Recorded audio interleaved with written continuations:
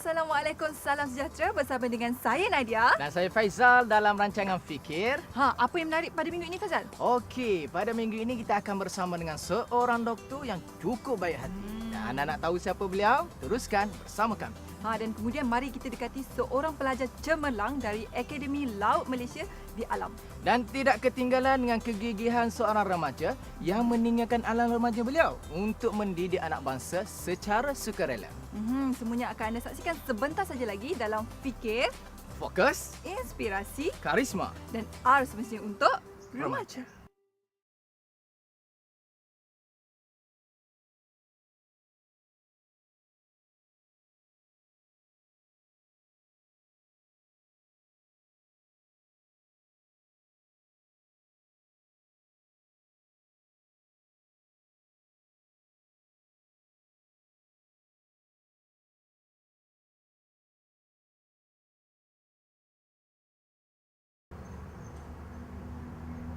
Faizal, tahu tak? Sebenarnya kan, walaupun apa jua kita lakukan pasti terasa ringan bila ia dikerjakan dengan penuh keikhlasan, penuh kesabaran dan paling penting mendapat restu daripada ibu bapa. Betul tu Nadia, restu orang tua ni sememangnya perlu ada dalam setiap jiwa remaja dalam nak menempuh perjalanan hidup yang masih lagi panjang. Dan itulah prinsip yang dipegang oleh Dr. Munawar Arifin yang cukup dikenali dengan sifat murah hatinya terutama dalam memberikan perubatan secara percuma kepada masyarakat. Bagi beliau, apa yang diperolehi pada hari ini sememangnya telah melebihi keperluan yang ada. Dan sebab itulah, beliau ikhlas dalam memberi bantuan kepada mana-mana yang memerlukan. Baiklah, mari kita dekati siapa Dr. Munawar Arifin yang berhati mulia ini.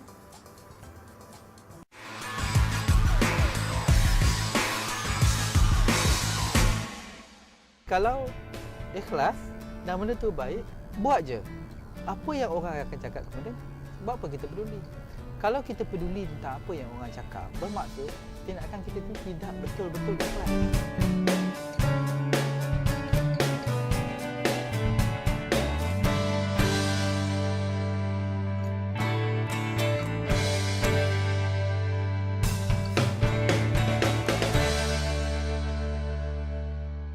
Kita kalau ada niat untuk nak buat sesuatu perkara yang baik, usah kita bertangguh lagi.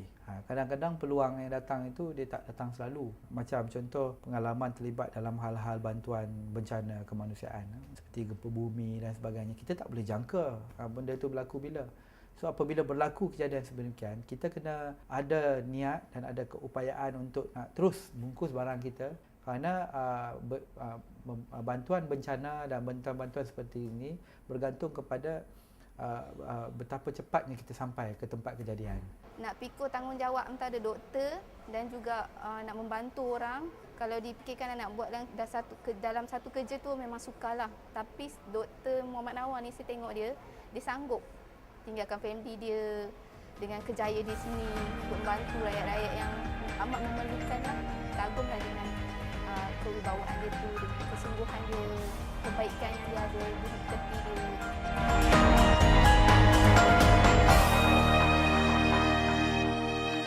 Saya kenali dia, memang dia ni seorang yang penyayang.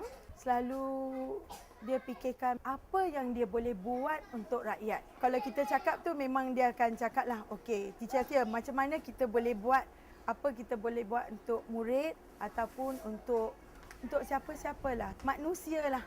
Tak kira bangsa, memang dia penyayang. Hati dia besar, sangat besar. Saya kagum dengan kesungguhannya dan sikapnya kerana suka membantu orang-orang lain. Dia sanggup pergi tempat yang jauh-jauh di luar negara dan walaupun tempat itu kurang selamat, dia berani dan sanggup pergi demi menunaikan hasratnya untuk membantu orang lain. Saya nak berhenti untuk ke atas sini. Pasalnya pembantu saya dah berusia 85 tahun. Lama saya dah tengok, rupa tak nampak rupa. Rupanya betul dia tak sihat. Dia nak gigit ni. Kita hantarkan. Terima kasih, alhamdulillah, syukur. Itu sebab saya kata mana ni lama tak nampak ni. Kata waktu apa kita buka dekat-dekat nak habis tu pun dengan Saroja kan. Dengan Saroja pun kata tak nampak. Tapi ni kurang sikit lah kot ni ambil ubat ke. Saya pun dalam hati mana macam mana nak pergi jumpa dia. Itu pun dah 1000 rahmat. Tunggu teksi 2-3 teksi lalu buat tak faham. Buat tak faham buat tak aja. nampak. Allahu Akbar. Alhamdulillah. Terima kasih doktor, terima kasih semua orang. Sama, no problem. Jumpa lagi. Dia kena datang dengan benda kecil-kecil. Latih kata kita berterima kasih. Kita muda, kita ada tenaga. Tolonglah. Dia buat dengan kecil, jangan terus buat besar. Benda tu jadi habit. Kalau dia tengok tadi, dia dah jadi budaya, dah jadi culture. Dia mula dia dengan ilmu. Dia kena tahu dulu. Oh, baik aku buat macam ni. Lepas pada ilmu dia jadi amal. Oh, dia dah jadi amal. Kita buat. Itu akan jadi culture, budaya. Bila kita dah boleh membudayakan budaya tolong orang, alhamdulillah dia akan datang naturally, tak boleh duduk diam.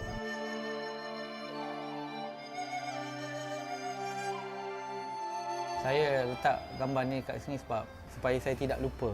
Inilah asal saya dulu. Bila kita tahu asal usul kita jadi sedar dan bersyukur.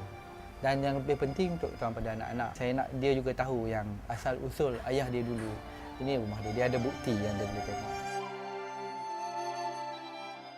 Saya asal keluarga susah. Mak dengan bapa saya tidak pernah ke sekolah. Tak boleh membaca, tak boleh menulis pun. Kakak-kakak, abang yang sulung juga tak mampu ke sekolah kerana faktor kemiskinan. Malah dalam keluarga saya, adik-beradik saya yang boleh pergi jauh sikit sampai ke peringkat universiti adalah saya seorang. Saya pernah makan nasi dengan garam, tak ada lauk. Kami pernah share lauk yang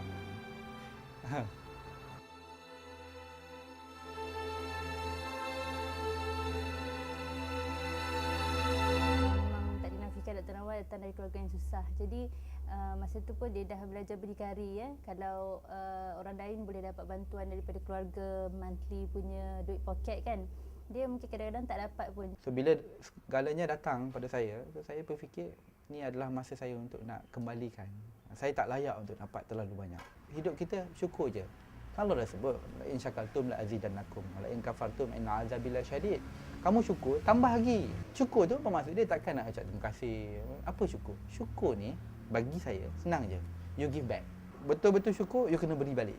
Kalau dikira datang saya daripada peringkat tu, sampai sekarang dapat sikit pun cukup lah. Sekarang dah lebih-lebih. Jadi bila dah lebih-lebih tu, nak bagi je lah. Bila kita bagi kat orang, orang nilai. Orang yang tak ada, tak apalah. Pilih bukan kita minta pun. Kan? Ni mak cakap apa? Buat kerja ikhlas. Kalau dah tak ikhlas, tak payah pergi. Tak payah buat. Stop. Hidup ni sebenarnya senang je. Buat benda yang betul, buat ikhlas.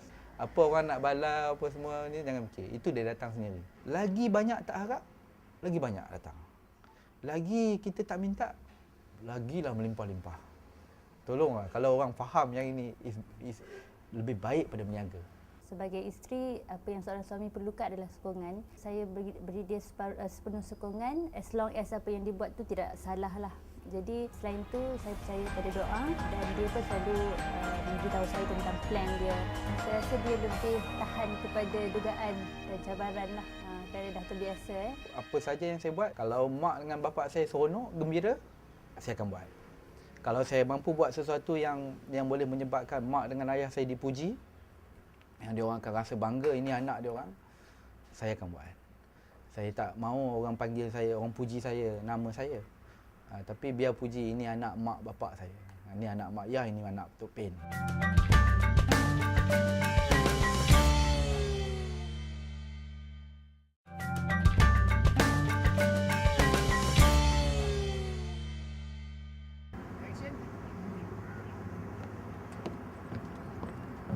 Nadia. Awak suka air tak? Suka. Suka. Kalau berenang. Macam mana? Berenang memang saya tak pandai tapi nak duduk tepi-tepi tu boleh lah. Oh, boleh lah. Ni awak kenapa ni? Tanya pasal berenang lah, air lah, apa benda? Ini minggu ni kita akan ke Melaka untuk kita menjenguk Alam. Oh, Alam. Akademi Laut Malaysia tu kan? Betul tu. Alam merupakan pusat latihan perkapalan Malaysia yang pertama yang mana pada akhirnya akan melahirkan rakyat Malaysia memulakan kerjaya sebagai penakluk samudra yang berjaya. Amboi semangatnya awak Faizal. Ia selaraslah dengan matlamat untuk menjadikan Malaysia maju dalam dunia maritim pada tahun 2020. Betul tu Nadia. Jadi, apa kata kita dekati tokoh pelajar cemerlang dan pemimpin pelajar alam iaitu Saudara Al-Ash yang cukup konsisten dalam pelajaran dan kerjayanya. Jom kita saksikan sama-sama. Jom. Awak berani ke sebenarnya ni? Berani. Saya Ni memang berani berani. boleh tak? Saya memang berani Berani lah. tu. Tak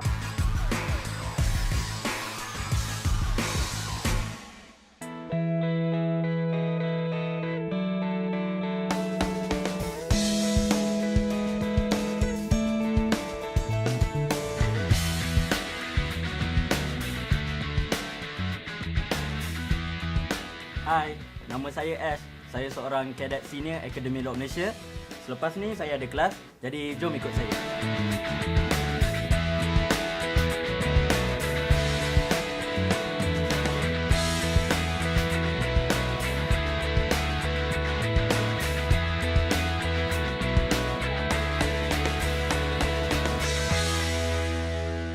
Sebelum saya masuk alam sendiri, saya tidak tahu yang Malaysia ada satu akademi yang khas untuk kita latih pelaut-pelaut, pegawai dan juga rating. Sehinggalah saya mengambil keputusan SPM saya di Maktab Tentera Raja, di mana pihak Akademi Law Malaysia ada datang di Maktab Tentera Raja pada hari pengambilan result dan buat promosi di situ. Dan pada waktu yang sama, saya mempunyai dua cita-cita utama yang saya pegang. Satu adalah untuk jadi juruterbang, kapal terbang. Dan juga yang kedua adalah untuk menjadi seorang pelaut, pegawai pelaut. Jadi dah kena pula alam masuk kat situ, memang saya rasa rezeki lah. Al-Ash, seingat saya semenjak saya jumpa dia pada tahun pertama, dia memang menunjukkan bakat yang mendalam untuk mendalami bidang-bidang perkapalan. Dan saya tidak terperanjat bila melihat dia dipilih sebagai ketua pelajar di tahun akhir. And if you watch him in any group of guys and you give a task or something like that, you will see him step up and take leadership, and we can see that in the modular course even this week. But from the very first times that I've been here, you can see that every time you see Ash, he's always involved in things, always stepping forward. So that's kind of how I see him. He even does it in the modular class. Dia selalu suka tanya soalan. Itu salah satu ciri baik pada dia, saya tengok. Dia suka tanya, dia tak diam saja dalam kelas, dia selalu suka tanya. Dan sebelum masuk kelas, dia dah buat dia punya persiapan dia lah. Jadi apa-apa yang nak ajar, dia tangkap cepat lah. Ni salah satu pelajar cemerlang lah dalam Akademi Laut ni. Saya mengekalkan disiplin saya dari segi pelajaran. Pertama sekali kita kena ada tekanan. Seperti juga macam paku, kalau tak diketuk, dia takkan terbenam. Jadi sama juga dalam diri saya mencari tekanan-tekanan ataupun pressure. Contohnya, dalam pelajaran, ayah saya letakkan satu target ataupun satu standard yang saya kena capai setiap semester. Jadi, mahu tak mahu, saya kena capai standard ini supaya saya tidak mengecewakan ibu bapa saya. Ini saya panggilkan sebagai satu tekanan dan juga saya ambil ini sebagai satu cabaran.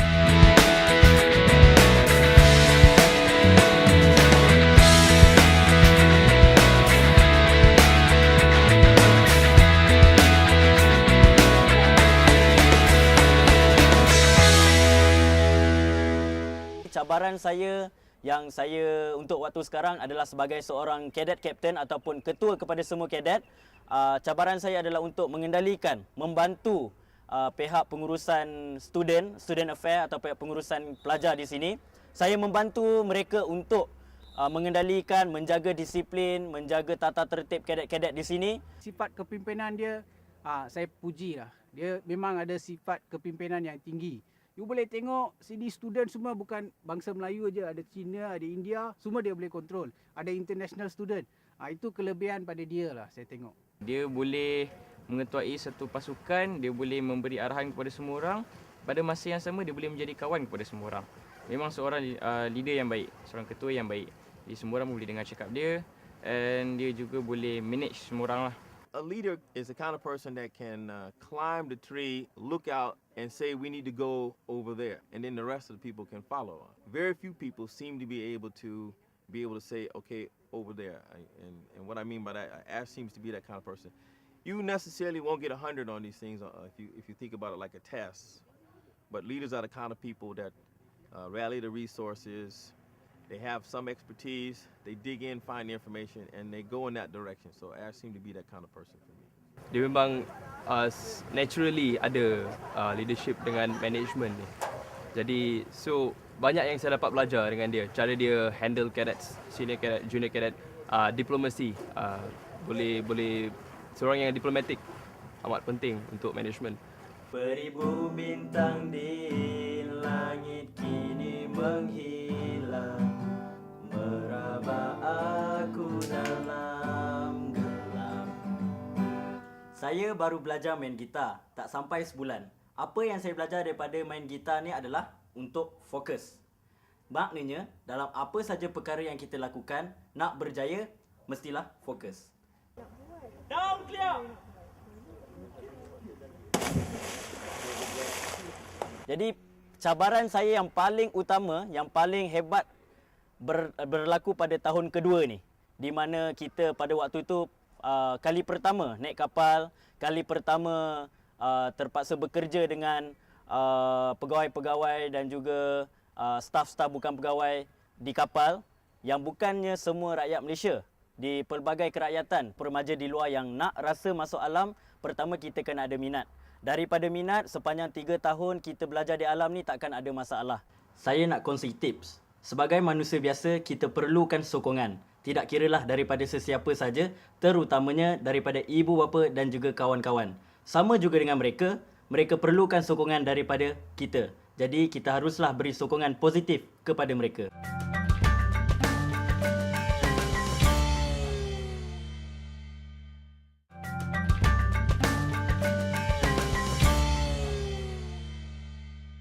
Faizal, awak pernah terlibat dengan mana-mana aktiviti sukarelawan tak sebelum ni? Pernah. Kalau boleh lah kan, saya nak tolong orang tua dan anak-anak yatim. Apa-apa pun Faizal, kita sememangnya kagum lah dengan sebilangan remaja yang sanggup melibatkan diri untuk kerja sukarelawan demi kesenangan orang lain. Betul tu Nadia, sesungguhnya sebaik-baik manusia adalah mereka yang memberi manfaat kepada manusia yang lain. Seperti yang dilakukan oleh adik Ashraf yang kini menjadi sukarelawan di Rumah Amal Limpahan Kasih. Mari kita saksikan kisahnya bersama-sama.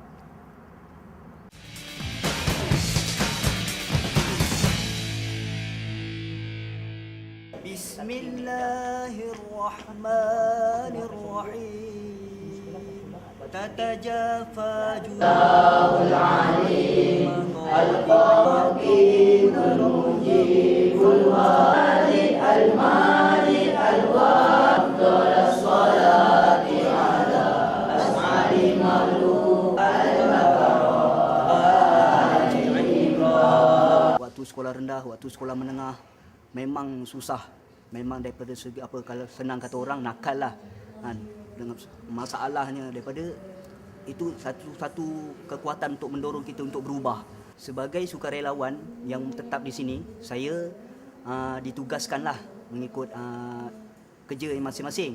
Jadi saya di sini sebagai sukarelawan tetap untuk membantu anak-anak, untuk membantu adik-adik di sini, di samping mengajar. Dan bila dia bersama dengan kita untuk membantu melihat sendiri dan juga untuk mendidik anak-anak ataupun adik-adik yang di bawah sekolah ini, bermakna ianya adalah satu pengorbanan yang besar lah sebagai seorang remaja yang mungkin dia ada potensi dalam bidang-bidang kerjaya yang lain, tapi dia memilih hidup sebagai seorang sukarelawan yang sebenarnya kesedaran dia itu ialah kerana dia lihat di luar sana kelompok masyarakat remaja yang sangat-sangat wasak. Dan kalau kita tak boleh buat semua pun, kita jangan tinggal semua. Dia seorang yang tegas, banyak membantu orang. Dia kat sini dia mengajar jadi seorang ustaz lah kan. Mengajar, ajar budak-budak ni tentang fiqh, fardu ain semua. Dia macam kira abang saya sendiri lah. Dia umur dia dalam 23 lah. Dia okey lah, saya sembang-sembang dengan dia. Apa masalah, saya cakap kat dia. Dia macam okey lah, dia sporting lah. Sekarang ni, saya baru sahaja sampai di Rumah Amal Limpahan Kasih. Saya tengah cari orang ni. Nama dia Ustaz Saiful Hadi. Sekejap Assalamualaikum Ustaz. Assalamualaikum. Assalamualaikum. Dalam sampai? Baru je sampai. Ustaz, tempat ni besar lah Ustaz. Siapa yang mendermakan Ustaz? empat ni? Sumbangan ni asalnya dari Datuk Seri Najib lah, dari kerajaan 1.7 juta. 1.7 juta untuk keseluruhan ni. Tempat ni kan, dia ada tingkat atas, tingkat bawah. Tingkat atas ni untuk apa? Tingkat atas ni untuk kelas kita khaskan. Oh, kelas. Ada berapa kelas tak atas ni? 3. 3 kelas. Yang selebihnya kita jadikan asrama untuk pelajar lah. Asrama untuk pelajar juga ada kat atas ujung. Daripada di ujung sana dan ujung sini juga. Ustaz boleh cerita tak Ustaz, sejak bila Ustaz bergiat aktif menjadi sukarelawan di rumah amal ni? Sebenarnya sebelum ni saya pernah menuntut belajar bahasa Arab di Bumi Syariah, di Bumi Syam. Ya. Dan hasil lepas saya balik daripada Syariah tu, tak lama kemudian jadi volunteer di sini. Saya telah dididik waktu kecil untuk macam ni lah kan. Sebagai membantu kesusahan orang, gotong royong sesama.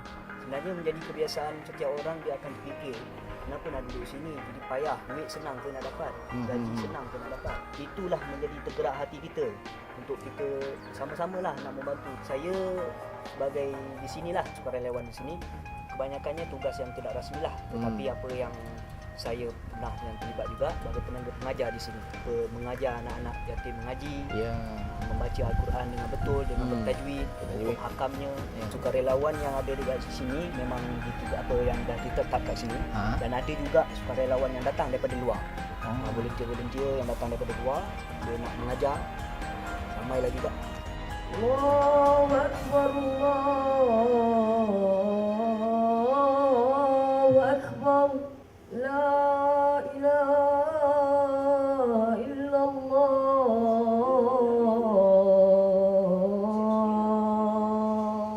Bila kita dengar remaja zaman sekarang ni, mesti kita punya fikiran, kita katakan mengenai negatif, remaja rempit kan. Kita tak nampak yang positif ni Ustaz. Macam mana tu? Okey, kebanyakannya orang tidak faham sebenarnya daripada orang tua juga. Orang dewasa juga. Sebab apa? Remaja ini Allah kata mereka ini adalah aset agama, bangsa dan negara. Jadi apabila kita nak membentuk remaja tu, mestilah daripada kita dahulu. Sebagai orang tuanya. Jadi bila kita mendidik anak-anak tu, awal-awal agama mengenal Allah. Lahir-lahir sahaja kenalkan kepada Allah. Sehinggalah dia meningkat remaja, teruskan mengajarnya, mendidiknya, membimbingnya ke jalan yang betul. Memang kita khaskan di sini daripada awal bangun pagi, awal sembahyang subuh sampai tidur balik.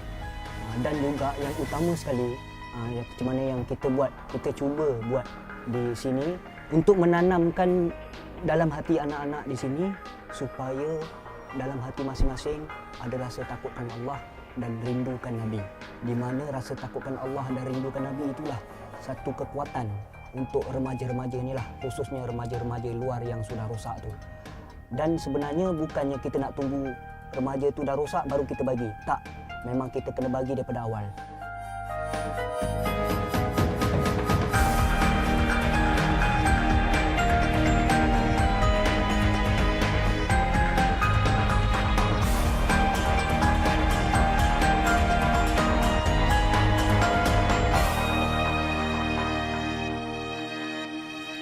Usaha yang dilakukan oleh sukarelawan di Rumah Amal Limpahan Kasih ini sememangnya membuahkan hasil dan manfaatnya yang tersendiri. Moga-moga usaha yang dilakukan ini dapat kita teruskan demi melahirkan remaja yang berdaya maju dan lebih proaktif. Dah, okey dah. Thank you. Para remaja di luar sana sepatutnya mereka cabar diri mereka untuk berbuat sesuatu yang orang lain tidak mampu buat. Salah satunya ialah aktiviti melibatkan diri dalam aktiviti kesukarelawan. Hal-hal kebajikan ini seperti mana yang kita sedia maklum, ianya adalah merupakan suatu harapan kita di akhirat nanti. Moga-moga apa jua yang kita buat dengan niat yang ikhlas kerana Allah Subhanahu Wa Taala, Tuhan berikan ganjaran yang besar di sisinya di akhirat nanti yang kita pun tak tahu apa nasib kita. Jadi di waktu muda inilah yang kita digalakkan untuk bekerja, berbuat kebaikan sebanyak-banyaknya, membantu orang lain yang memerlukan. Nadia, kenapa sedih-sedih ni? Tahulah kita dipunya rancangan, tapi janganlah sedih macam tu. Bukan itulah Faizal. Saya sebenarnya masih lagi terfikirkan tentang kisah Dr. Munawar tadi yang dulunya asal daripada keluarga yang cukup daif dan sekarang beliau telah pun berjaya menjadi seorang doktor Dan paling menyentuh jiwa saya bila dia sanggup korbankan keselamatan dirinya untuk melakukan kerja kebajikan di merata dunia. Betul tu. Ini adalah secebis daripada kisah-kisah insan yang mulia yang patut kita jadikan sebagai contoh dan inspirasi untuk hidup kita. Baiklah, bersua lagi di episod yang akan datang dan tentunya dengan paparan yang lebih menarik bersama dengan saya Nadia Dan saya Faizal, pastikan anda sentiasa fokus, inspirasi, karisma, remaja. Fikir. Cuk. Fikir. Fikir. fikir, tak ada. Fikir. Fikir.